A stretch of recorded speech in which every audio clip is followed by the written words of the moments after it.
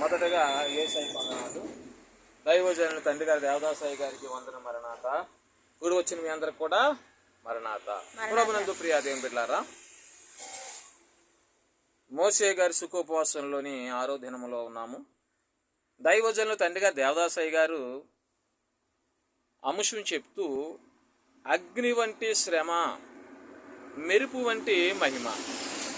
ఏమండి, అగ్ని వంటి శ్రమ, మెరుపు వంటి మహిమ అనే అంశం మీద దైవజనులు మరి దేవుని వాక్యాన్ని వివరిస్తూ ఉన్నారు.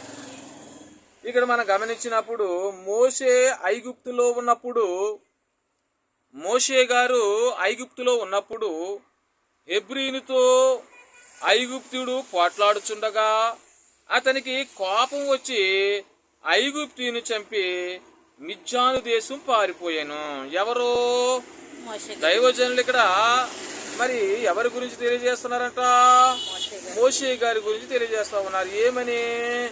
ఐగుప్తులో మోషే గారు ఉన్నప్పుడు, ఏమండి, ఐగుప్తులో మోషే గారు ఉన్నప్పుడు హెబ్రీనుతో ఐగుప్తుడు పోట్లాడుచుండగా గొడవ పెట్టుకున్నప్పుడు అతనికి కోపం వచ్చి, ఎవరికి?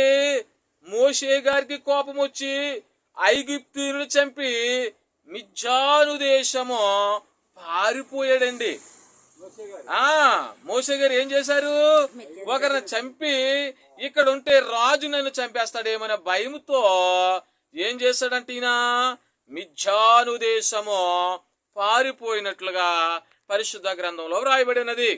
ఇక దైవజనులు చెప్తున్న మాటలు ఏమిటంటే, ఇక్కడ మోషే తాను స్వయముగా చేసిన పని కలదు.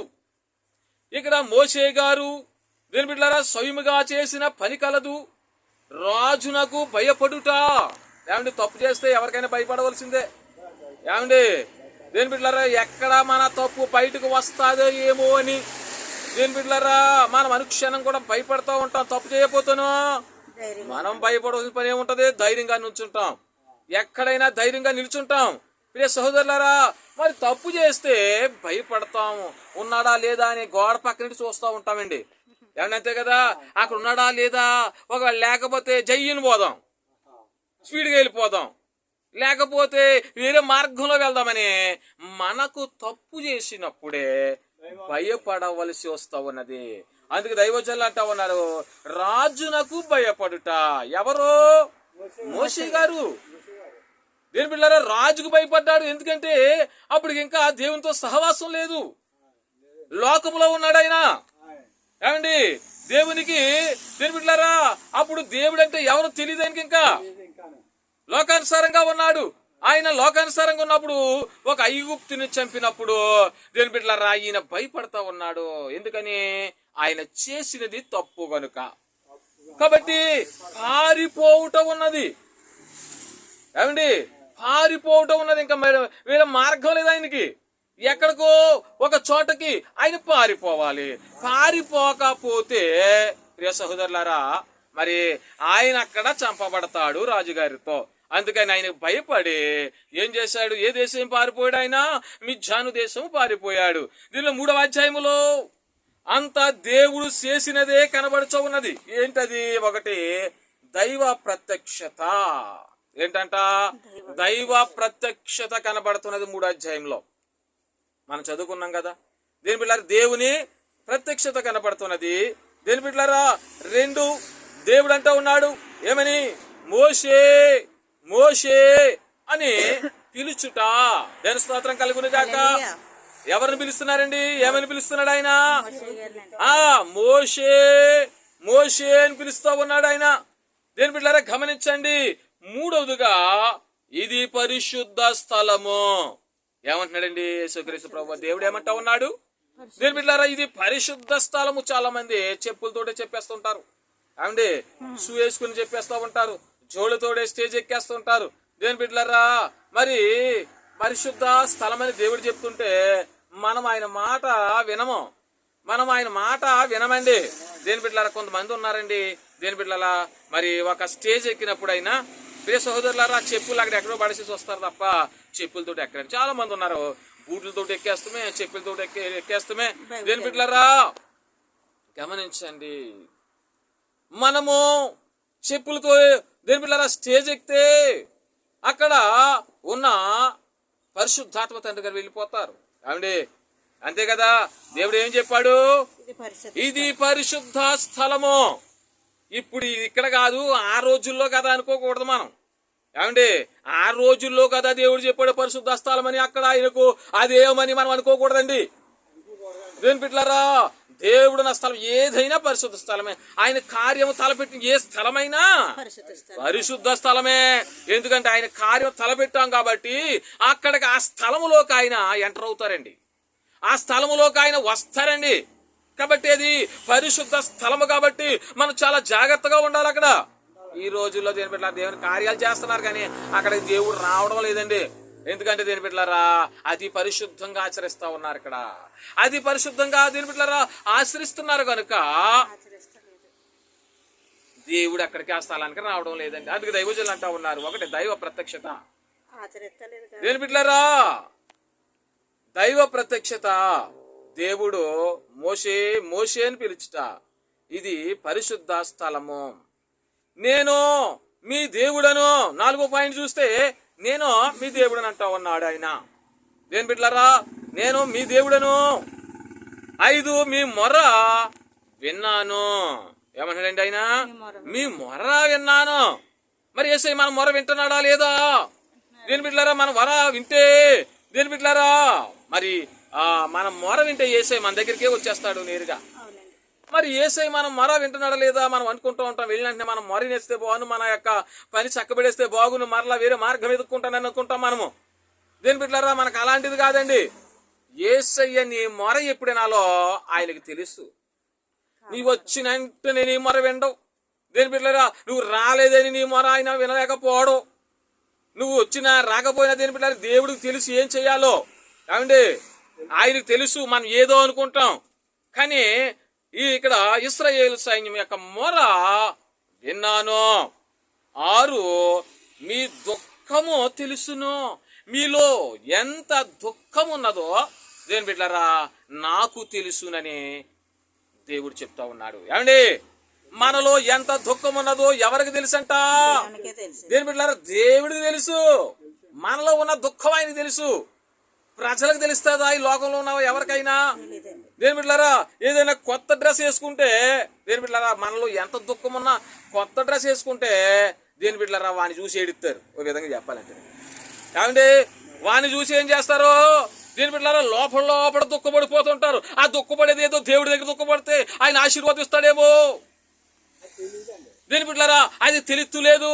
దేని బిడ్డలారా మనుషులకు పడే దుఃఖపడుతున్నారు కానీ నీ దుఃఖానికి ఓదార్చేబడి యేసయ్య అని అర్థం కావడం లేదు ఎవరికనే. దాని స్తోత్రం కలుగుని గాక. ప్రియ సహోదరులారా 6వ పాయింట్ మనం గమనించినప్పుడు మీ దుఃఖములను ఆయనకు తెలుసు. 7 మిమ్మును విడిపించుదును. బంధకముల నుంచి, శ్రమల నుంచి, శోధల నుంచి, అడ్డుల నుంచి, అబద్ధాల నుంచి దేని బిడ్డలారా యేసయ్య మనల్ని విడిపించడానికి ఆయన సిద్ధముగా ఉన్నానని ఇశ్రాయేలీలతో చెప్తా ఉన్నారు. చూడండి, మిమ్మును విడిపించుదును. వాళ్ళు ఎలాంటి శ్రమల్లో ఉన్నారు ఆ మొర విన్నారండి ఆయన.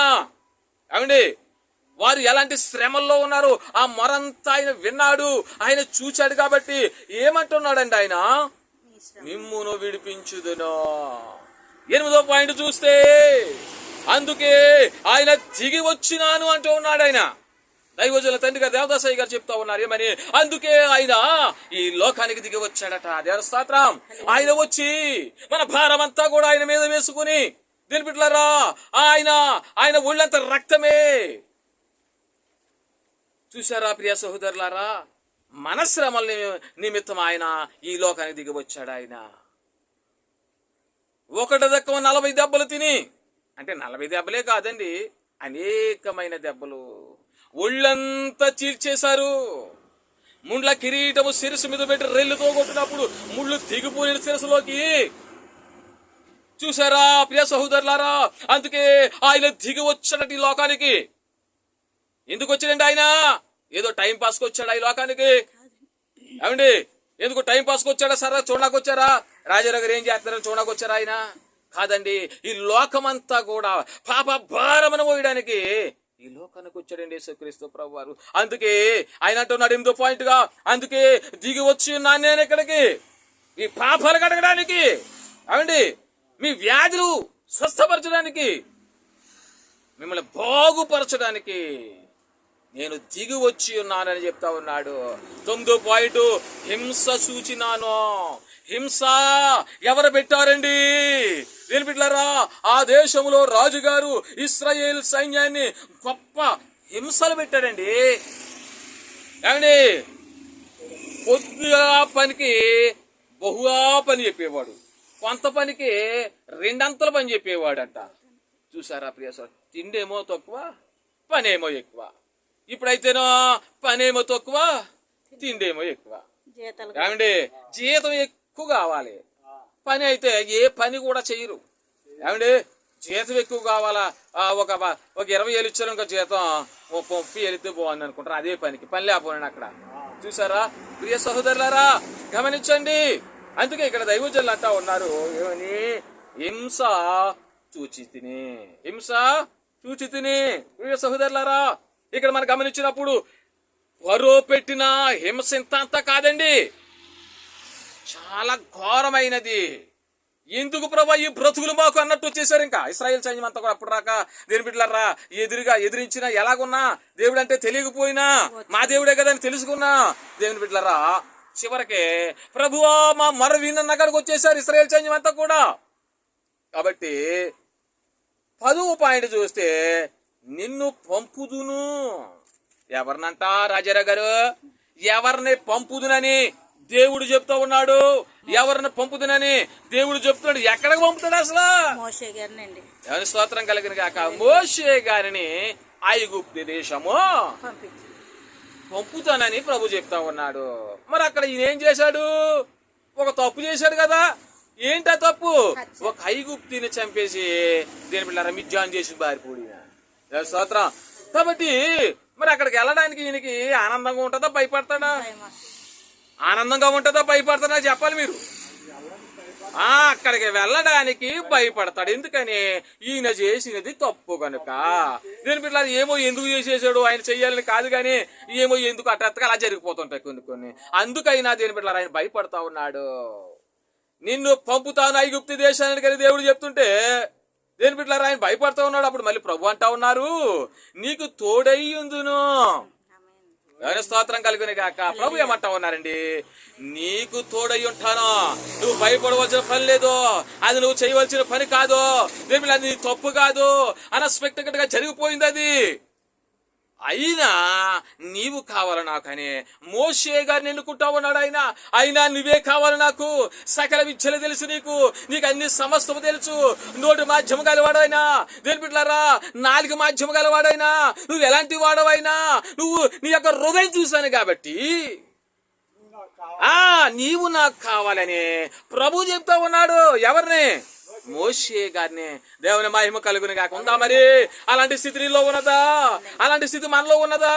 అలాంటి స్థితి మనలో ఉంటే ప్రభు మన చెంతనే ఉంటాడు. ఆయన ప్రభువుకు మనము కావాలి. అప్పుడు రాక ప్రభువా నీవు నాకు కావాలి, ప్రభువా ప్రభువా ప్రభు అంటాం మనము. నీవు పూర్తిగా నీ హృదయం సమర్పించుకున్నాక నీ హృదయం మారాక ప్రభువే నాకు కావాలి నువ్వు అంటాడు. స్తోత్రం. అందుకే దేని బిడ్డలకు దైవజనులు అందుకే ఇక్కడ ఏమంటా ఉన్నారు? నిన్ను పంపుదును, నీకు తోడయ్యుందును. దేవుని బిడ్డలారా, దేవుడు పని చేస్తే ఈ రోజు ఇలాగ ఉండొచ్చు, ఏమి లేకపోవచ్చు. దేవుని బిడ్డలారా, ప్రభు అంటా ఉన్నారు, 2-3 ఎక్కడ ననామని కూర్చుంటారో వారి మధ్యలోనే ఉంటానని దేని బిడ్డలారా మరి తెలియజేస్తా ఉన్నారు. చాలా మంది అక్కడ సంఘమే ఉండరు. దేని బిడ్డలారా, సంఘమే ఉండకపోతే ఆయన పోషిస్తున్నావా మమ్మల్ని? ఏమండి రాజారావు గారు, సంఘమే ఉండకపోతే నువ్వు పోషిస్తున్నావా? ఎవరు పోషిస్తున్నారు? యేసయ్యా. మనము ప్రజలకు చాపకూడదని చేతులు ఏమండి తెచ్చే లజ్ చేసేస్తాను, తెచ్చే ఇది చేసేస్తాను, తెచ్చే సభలు చేసేస్తాను, తెచ్చే ఒక కారు కొనుక్కుంటాను, మిమ్మల్ని తిప్పుతారు కదా. కారు కొనుక్కుంటా మిమ్మల్ని తిప్పుతారు కదా. సంఘాన్ని తిప్పుతుంది పనేటి? వాళ్ళని డబ్బులు తెమ్మని పెట్టి నువ్వు దేవుణ్ణి అడుగు, ఆయన ఇస్తాడు.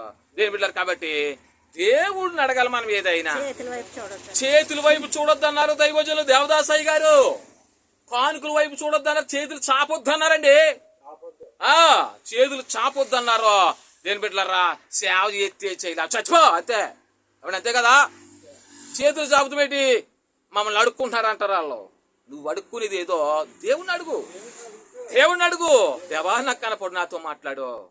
దేవా అందరికి కనపడు, అందరితో మాట్లాడని దేవుణ్ణి అడుగు. అయ్యా నీవు కానుకలు కూడా చేతులు అస్సలు ఇచ్చుకోకూడదు కూడాను. దేవుని బిడ్డలారా కావచ్చు ఇచ్చుకోవడం మానేస్తారు. కాబట్టి మన చేతుల్లో చాపకూడదు. దేవుని మహిమ కలుగును గాక. అప్పుడే దేవుడు మనకు తోడై ఉంటాడు, దేవుడు మనలో ఉంటాడు. యోహాను గారిలో దేవుని బిడ్డలారా ఆయన వశమైపోయాడండి. యోహాను గారిలో వశమైపోయారు. దైవజనుల తండ్రి గారు దేవదాసాయి గారిలో వశమైపోయారండి. దేవుని స్తోత్రం. అలాంటి స్థితిని మనం అంతవరకు చేయలేము కానీ ఏదో కొద్దిగా దేని బిడ్డలారా అలాంటి స్థితిని సంపాదించుకోవాలి. అలాంటి స్థితిని సంపాదించుకుంటే మనము పరలోక రాజ్యానికి వారసులం అవుతామండి. దేని బిడ్డలారా నేను బాప్తిసం చేసుకున్నాను, దేని బిడ్డలారా నాకు బోల్ ధనం ఉంది, బోల్ సంఘం ఉంది అంటే పరలోక రాజ్యం వెళ్ళిపోతావా? ఈ హృదయం మారిందే పరలోక రాజ్యం ఎలాగెళ్తావు? దేని బిడ్డలారా కాబట్టి గమనించండి. ఎందుకు దైవజనులు అంటా ఉన్నారు ఇక్కడ, నా పేరు ఏంటంట, ఉన్నవాడు అనువాడునై ఉన్నాను. నా పేరు ఉన్నవాడు, నేను ఎప్పటికైనా ఉన్నవాడునే, మొదటి వాడును కడపటి వాడును అని ప్రభు చెప్తా ఉన్నారండి. దేవుని బిడ్డలు నా పేరు ఉన్నవాడు. 13గా చూస్తే 13 పాయింట్, నా ప్రజలకు సంభవించినది చూసేను, నా ప్రజలకు సంభవించినది నేను చూసేశాను. కాబట్టి ఇశ్రాయేలు సైన్యానికి వాళ్ళని విడిపించడానికి ఒక నాయకుడు కావాలి. ఏమండి, ఒక నాయకుడు కావాలి. ఇశ్రాయేలు సైన్యాన్ని విడిపించడానికి ఎవరు కనపడటం లేదు. దేని బిడ్డలారా ఎవరైనా ఉన్నారంటే ఉన్నాడు ఒకరు. మిద్యాను దేశంలో గొర్రెలు కాసుకుంటా ఉన్నాడు. ఏమండి, మిద్యాను దేశంలో గొర్రెలు కాసుకుంటా ఉన్నాడు. దేని బిడ్డలారా భయపడి ఆయనే మోషే గారు, ఆయనే కావాలి నాకు. దేని బిడ్డలారా ఆ కాలంలో అయినా అలాగే రాను రాను రాను రాను అనేకమైన ప్రవక్తలు భక్తులు దేవుడు ఏర్పరచుకుని దేని బిడ్డలారా చివరకు మన తండ్రిగా దైవజనుల్ని ఏర్పరచుకున్నారు. దేవుని మహిమ కలుగును గాక. బైబిల్ మిషన్ వ్యవస్థాపకులు దేవుడే చూపించాడండి. బైబిల్ మిషన్ను బంగారక్షరాలతో గాలిలో రాయబడ్డాయండి. ఆ యొక్క బైబిల్ మిషన్ వ్యవస్థాపకులైనటువంటి తండ్రిగా దైవజనులను ఎన్నుకున్నారు. దేని బిడ్డలారా అనేకమైన మాటలు మనకు రాసిచ్చారండి. దేవుని ముఖాముఖిగా చూసిన వ్యక్తి ఎవరన్నా ఉన్నారంటే దైవజనుల తండ్రి గారు దేవదాసాయి గారు. దేవుని స్తోత్రం కలుగును గాక. అందుకు దైవజనులు అంటూ ఉన్నారు ఇక్కడ, నా ప్రజలకు సంభవించినది నేను చూసేశాను కాబట్టి ఒక దైవజనుడు కావాలి. ఆయన ఎన్నుకున్నాడు. దేని బిడ్డలారా ఐగుప్తు దేశం పంపించాడు. అందుకే ఐగుప్తీలకు అలాగే నా చెయ్యి చాపుచున్నాను. ఎవరు చెయ్యంట? మోషే గారికి మంచి అభయం ఇస్తున్నాడండి మోషే గారికి. లేకపోతే ఎడడాయన అండి, లేకపోతే వెళ్తారా ఏదోటి గట్టిగా దేని బిడ్డలారా చెప్పకపోతే ఓ బాబు నేను వెళ్ళను బాబు నాకు ఎందుకు వచ్చింది అంటా ఉంటారు. దేవుని మహిమ కలుగు. కానీ నా చెయ్యి చాపుచున్నాను. 15వ పాయింట్ చూస్తే ఐగుప్తులకు హెబ్రీలపై కటాక్షము కలుగజేసేదను. ఐగుప్తులకు హెబ్రీలపై ఏం చేస్తున్నారు? కటాక్షము కలుగజేసేదను. ఇన్ని మాటలు దేవుడు ఎవరితో చెప్తాడండి? ఇన్ని మాటలంట దేవుడు మోషే గారితో చెప్తూ ఉన్నాడు. మోషేతో మాట్లాడుచుండాను కనుక ఇవన్నీ మనకు అవసరం కాదండి. ఇవన్నీ మనకు కావలసినవే అన్నారు దైవజనులు. ఏంటా ఏమన్నారు? ఇవన్నీ కూడా మనకు కూడా కావలసినవే. కాబట్టి వీటి ప్రకారంగా మనము నడుచుకోవాలి. దేని బిడ్డలారా దేవుడి మాట వినాలి, దేవుడి మాట మనం అంగీకరించాలి, దేవుడి మాట మనం ఆలకించాలి. దేని బిడ్డలారా చూసారా ఇన్ని మాటలు 15 పాయింట్లు. దేని బిడ్డలారా ఇంకా సింపుల్ గా చెప్పేశాను మీకు ఈ 15 పాయింట్లను. కాబట్టి మా ఈ 15 పాయింట్లు దేవుడు మోషే గారికి చెప్పి దేవుడు మోషేతో మాట్లాడుతున్నాడు అంటండి. దైవజనులు అన్నారు మోషే గారితో మాట్లాడుతున్నారంట ప్రభు. ఎంత ధన్యత అండి. అలాగే మన తండ్రిగా దైవజనులతో కూడా మాట్లాడేవారండి ప్రభు. ఏమండి నమ్మితే సొమ్ము నమ్మకపోతే దుమ్ము, ఆయనతో మాట్లాడారా వీళ్ళు చూసారా అంటా ఉంటారు. దేని బిడ్డలారా మేము చూసాము, అయ్యగారు మాటే చూసినట్టు మాకు. ఏమండి అయ్యగారు మాటే మాకు చూసినట్టు. కాబట్టి మేము చూసామనే నమ్మకం మనకు ఉండాలి. కుమారి నీ విశ్వాసం నిన్ను స్వస్థపరిచిన. విశ్వాసం లేకుండా ఏ కార్యం జరగదు. దేని బిడ్డలారా అయ్యగారు చెప్పిన మాటలు మనం నమ్మాలి, నమ్మి తీరాలంతే. దేని బిడ్డలారా ఎవరో నమ్మకపోతే మనకు అనవసరం. మనము బైబిల్ మిషన్ వారమైనట్టు మనము దేని బిడ్డలారా నమ్మాలి, నమ్మి తీరాలి, ప్రభువును కలుసుకోవాలి, ఎదుర్కోవాలి రాకడ మేఘంలో. అలాంటి మాటలు ఎన్నో బలపడడానికి ఆత్మీయంగా దైవజనుల తండ్రిగా దేవదాసయ్య గారు మనకి చెప్పారండి దేని బిడ్డలారు. కాబట్టి జ్ఞాపకం చేసుకోండి, మాటలన్నీ జ్ఞాపకం చేసుకోండి. అందుకే అగ్ని వంటి శ్రమ, మెరుపు వంటి మహిమ ఉన్నదా? మరి మహిమ ఉన్నదా మనలో? దేని బిడ్డలారా పైకి అలాగే ఏదో దేని బిడ్డలారా కొత్త బట్టలు వేసుకున్న మహిమ వచ్చేస్తుంది అనుకుంటున్నారా? బిడ్డలారా జ్ఞాపకం చేసుకుని అలాంటిది ఏముండదు ఇక్కడ. నువ్వు మహిమను సంపాదించుకోవాలంటే ఎంతో కష్టపడ. మోషే గారు అంత పవిత్రంగా ఉండాలన్నారని దైవజనులు దేవదాసయ్య గారు. నిజంగా దేవదాసయ్య గారు కూడా అంత పవిత్రంగానే ఉన్నారు. దేవుని స్తోత్రం. దేవదాసయ్య గారు కూడా అంత పవిత్రంగానే ఉన్నారు దేని బిడ్డలారా. కాబట్టి మోషే గారు అయితే మనం అనుకోకూడదు కానీ దేని బిడ్డలారా. కాబట్టి ఇక్కడ గమనించిన 3వ అధ్యాయంలో దేవుడు మన కొరకు చేసేది అంతా ఉన్నదన్నారు అయ్య గారు. 3వ అధ్యాయం అంతా కూడా చాలా కఠినమైనది, చదువుకోవాలి మనం బాగా దేని బిడ్డలారా.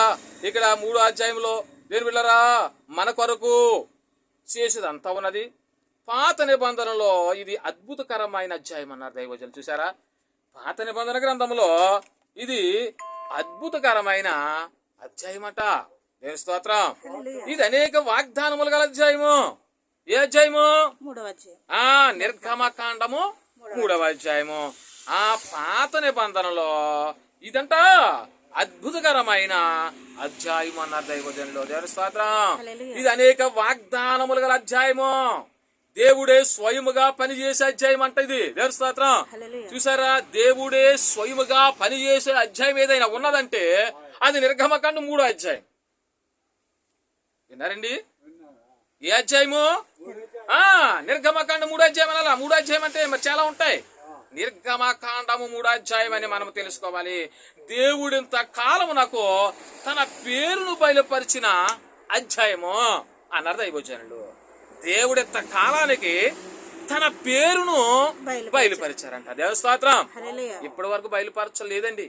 ఈ 3వ అధ్యాయం వచ్చేటప్పటికే నేనున్నవాడు నన్ను వాడు అన్నాడు ఆయన. దేవుని స్తోత్రం. దేని బిడ్డలారా దేవుడింత కాలం నాకంట ఆయన పేరు బయలుపరిచారంట. దేవుని స్తోత్రం. ఆది కాండము 50 అధ్యాయములలో తన పేరు ఆయన బయలుపరచలేదు. ఆది కాండం 50 అధ్యాయములలో దేని బిడ్డలారా ఆయన పేరు బయలుపరచలేదు. దేని బిడ్డ నేను దేని బిడ్డలారా ఉండేవాడును, ఎక్కడ పడితే అక్కడే ఉండేవాడును, ఎప్పుడు పడితే అప్పుడే ఉండేవాడును, ఎలాగూ పడితే అలాగే ఉండే దేవుడను, ఏది పడితే అది చేసే దేవుడనని ఈ అధ్యాయంలో బయలుపరచబడేను అన్నారు దైవజనులు. దేవుని స్తోత్రం. దేని బిడ్డలారా గమనించారా? ఏమండి రాజారావు గారు విన్నారా? ఏమంటున్నారట ఇక్కడ? నేను ఉండేవాడును, ఎక్కడ పడితే అక్కడ ఉండేవాడును. ఏమండి ఆయన ఎక్కడైనా ఉన్నాడు. ఆయన సర్వములో కూడా ఉన్నాడు. ఆయన చాలా మంది చూసారా, ఒరి ఇక్కడ చూశాను రీ ఇవన్నీ, ఇంకో ఇక్కడ చూశాను రా, ఒరి అక్కడ చూసాను, ఇది ఇంత త్వరగా వచ్చేసింది అనుకుంటూ ఉంటారు. మనకే ఇన్ని ట్రిక్కులు ఉంటే ఏమండి, మనకే ఇన్ని ట్రిక్కులు ఉంటే మరి యేసయ్య మన సృష్టించాడు, మరి ఆయన ఎంత జ్ఞానవంతుడండి. ఏమండి ఆయన ఎంత జ్ఞానవంతుడు. మనకే ఇన్ని ఊహలు, ఇన్ని ఆలోచనలు, ఇన్ని ట్రిక్కులు ఉంటే యేసయ్య మనకంటే జ్ఞానవంతుడు, మనల్ని చేసిన తండ్రి అండి ఆయన. కాబట్టి ఇక్కడ నేను ఉండేవాడును, ఎక్కడ పడితే అక్కడే ఉన్నాడంట ఆయన, ఎప్పుడు పడితే అప్పుడే ఉండును, ఎలాగూ పడితే అలాగే దేని బిడ్డలారా ఉండే దేవుడు ఆయన, ఏది పడితే అది చేసే దేవుడును అని ఈ అధ్యాయంలో బయలుపరచను. ఏ అధ్యాయం అది? మళ్ళీ 3వ అధ్యాయం అన్నారు మీరు. నిర్గమకాండం 3వ అధ్యాయము. చూసారా రాజారావు గారు, దృష్టి ఎక్కడో పెడతా ఉన్నారు మీరు. మన దృష్టి కాస్త ఉన్నంత సేపు కూడా దేవుని వాక్యం మీద పెట్టాలి. మీరే కాదులే, ఎవరైనా అలాగ ఉంటది దేని బిడ్డలారు. కాబట్టి గమనించండి, నిర్గమకాండము 3వ అధ్యాయం. దేవుని స్తోత్రం కలుగుని కాక. అందుకే దైవజనులు అంటా ఉన్నారు ఇక్కడ 3వ అధ్యాయమునకు ఉండే దేవుని అధ్యాయం అని పేరు. చూసారా, 3వ అధ్యాయమునకు ఉండే దేవుడు అధ్యాయం అని పేరట. దేవుని స్తోత్రం కలుగుని కాక. అన్నిటికీ నేనే ఉన్నాను, మీకు నేను ఉన్నాను అనే గొప్ప అధ్యాయము. క్రొత్త నిబంధనలోని దేని బిడ్డలారా రోమా 7వ అధ్యాయం, రోమపత్రిక 7వ అధ్యాయము, పాత నిబంధనలు నిర్గమకాండము రెండవ అధ్యాయము సమానమన్నారు దైవజనులు. చూసారా? చదువుకోండి, మరి మనం ఇంటికి వెళ్ళాక చదువుకోవాలి అండి. కొత్త నిబంధనలోనమ్మా రోమపత్రిక 7వ అధ్యాయము నిర్గమ కాండంలో 2వ అధ్యాయము సమానమన్నారండి. చూసారా? మరి ఎవరికైనా తెలుసా సమానమో కాదో? ఎవరికి తెలియదు మనకి. కాబట్టి దీని బిడ్డలారా, మనం చదివినప్పుడు అందులో ఉన్న మహిమ ఏంటో, మనం చదివినప్పుడు అందులో ఉన్న జ్ఞానం ఏంటో మనకు తెలుస్తుంది. ఏదో చదువుకుంటా పోతే దేవుని బిడ్డలారా, చదువుకుంటా పోతే మనకి ఏం తెలుస్తుందండి? ఏం తెలుస్తుందండి రాజారావు గారు? అలాగే నిర్గమకాండం 3వ అధ్యాయము రోమపత్రిక 8వ అధ్యాయము సమానం అన్నారండి. విన్నారా? నిర్గమకాండం 3వ అధ్యాయము రోమపత్రిక 8వ అధ్యాయము సమానం అన్నారండి. ముందేమో